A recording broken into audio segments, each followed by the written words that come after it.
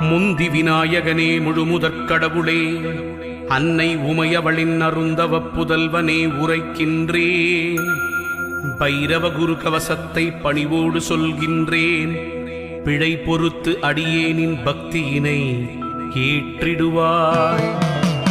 சிவனாரின் திருமகனே, செய்தொழிலை வளமடைய செய்கின்ற வேடவனே, வெற்றிகளைத் தருபவனே, வைரவரின் குருகவசம் சொல்பவரை கேட்பவரை வையமதில் வளமோடு வாழ்வித்து காத்திடுவாய்.